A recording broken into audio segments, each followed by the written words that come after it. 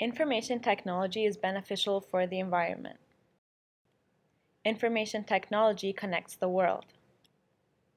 It can be argued that knowing about global warming is a result of having access to global information. With this information, scientists are able to detect patterns that might have existed before but were not identified because we did not have the technology to notice and address them. One of the most important parts of solving a problem is understanding it, and IT gives us the ability to do so. An advantage of information technology is that it lets us measure energy usage accurately. By measuring energy usage accurately and collaborating with other scientists, we can find solutions to problems instead of focusing on the problems. Also, with the use of IT, we can have better control over production. For example, automated building control dramatically reduces facility energy and operating costs. Through intelligent control, it is estimated that there could be 20 to 25% energy saving, which could rise to 50% on very old and badly managed buildings. Also, through the communication and findings on energy and power generation, many advancements have taken place. Nuclear fusion, for example, seems like an ideal replacement to overcome the pollution caused by current power generators. Inspire environmental action.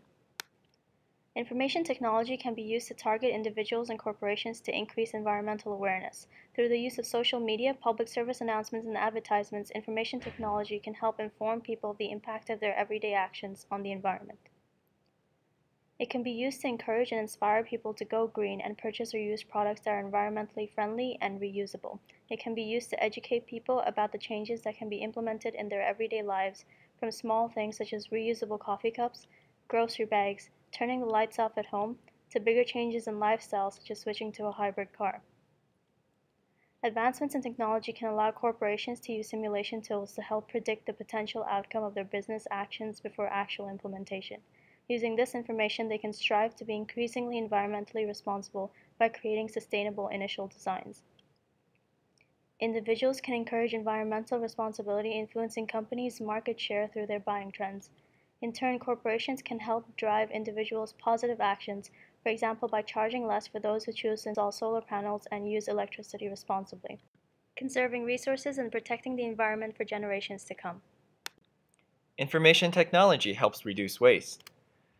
IT especially helps the environment by preserving a major factor that helps consume CO2 in our world today. These are trees.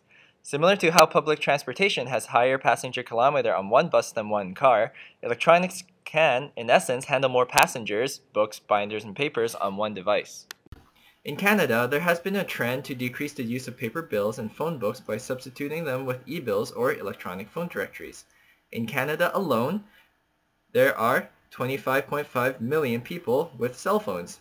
If it wasn't for e-bills, in aggregation, there would be a total of 5,000 trees taken down in order to produce those bill statements alone. Now, multiply that by all of the other bills you have, such as bank statements, credit cards, electricity, natural gas bills, TV, home phone, you get the point. But phone books were the real culprits. When we were younger, phone companies delivered phone books to every household in Canada. Every phone book has about 1,000 pages. Now multiply that with the 13 million households in Canada. That's 13 billion pages of paper to produce in one single year. Let's do the math. If 1 ton of paper is produced from 24 trees, that's a little more than 2 million trees per year just for your phone books. Minimizing ecological footprint. The advancement of information and communication technology is beneficial to the environment in that it serves as a catalyst for decreasing ecological, and more specifically, carbon footprints. According to Environment Canada's National Pollutant Release Inventory Database, the NPRI, in 2010, mobile sources accounted for approximately 68% of Canada's carbon monoxide emissions, labeled as a key air pollutant. With more accessible forms of communication, such as video and teleconferencing, instant messaging, and texting, travel can be greatly reduced, thereby minimizing carbon footprints. The gradual progression towards multifunction devices also helps cut down on negative effects on the environment. For example, having a multifunction printer, as opposed to a printer, copier, scanner, and fax machine, would dramatically reduce power consumption. And in terms of recyclable materials, Having all-in-one devices greatly lessens the amount of waste created due to the fact that only one set of consumables, like the ink or toner cartridge, would be required. Recycling is an effective improvement in recycling technology with many benefits. Obsolete electronics such as PCs and phones become toxins and carcinogens. Through e-cycling, they transform into a source of secondary raw materials.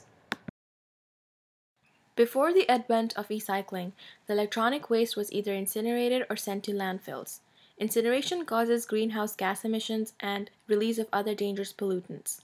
Instead, e-cycling utilizes environmentally friendly methods of disposing e-waste that requires no chemical leaching and no toxic burning.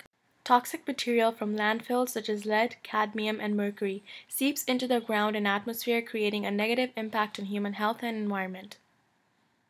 E-cycling finds benefit from this waste by reusing harmful elements to build electronics, thereby reduced manufacturing costs. The process of e-cycling involves individual components to be dismantled manually and mechanically sorted. Reusable metals, plastics, and glass are recommissioned into the market as raw materials and scrap metal. Circuit boards are grounded up and the precious metals are extracted for reuse in other electronics. Recycling has largely contributed to environmental change by saving the environment one bite at a time. Genetic engineering. Genetic engineering physically alters the genome of an organism to be more beneficial in different areas such as yields, pest control, and drought resistance. Genetic engineers mimic the techniques used in nature, that is, mutation and selection. People have been breeding plants and animals for several millennia already. In 1995, the first genuine GM food went to market shelves. The tomato flavor saver, which remains fresh for 10 days without refrigeration. Enhanced nutritional levels can also be achieved. Genetic engineering also improves the farming yields with minimal cost and damage to the environment. GMOs can be made to be resistant to pests without the need for pesticides, which can also cause issues to nearby wildlife. Crops can also be modified to extend the efficiency of fertilizer and convert environmental toxins to inert compounds. There is a fear that harmful organisms may be released into the environment. Furthermore, food or crops may be made that are not edible, and the risk that humans are playing God by modifying an organism's DNA. The development of seeds with high nutritional value, high yields, and pest and drought resistance enables farmers to use less water and energy and fertilizers while being more effectively nourished with a lesser quantity of food. Considering that the global population is presently 7 billion and that it may be as high as 12 billion by 2050, using GM crops has been described as potentially the most appropriate manner to have population fed and medicated. Analysis of global climate change. Information technology has the ability to greatly affect the environment we live in. What type of effects occur are completely up to us, the users of IT. One of the main arguments supporting negative repercussions of IT on the environment is global warming due to carbon dioxide. Although the topic is obviously not in favor of IT and the environment, it is, however, a heavily talked about issue and warrants some attention. 10 years ago, global warming was the buzz phrase being talked about at all sorts of venues with the idea that our world was heating up at exponential rates and would one day fail catastrophically. Today that idea has transformed into climate change. It is no question that there are areas experiencing warming, but there are also areas experiencing cooling as well. What is the cause of these irregularities? One of the main factors that plays a role is the urban heat island effect. The idea behind this is that metropolitan areas replace vegetative area with heat-absorbing materials that increase the average observed temperature. As the communities grow and expand, they slowly encroach on existing data-collecting weather stations. In doing so, large heat sinks are built up around them. These could be parking lots, brick walls, or even airplane exhaust. These influences have great effect on the daily average temperature, creating inflated temperatures on the long-term trends and therefore the future outlook. As a result, it is now definitively clear that the information technology's effect on the environment is indeed negative. Summary of benefits of information technology on environment. In conclusion, information technology is beneficial for the environment. It connects the world, raises awareness, reduces waste, minimizes ecological footprint, improves recycling technology, and helps development of genetic engineering.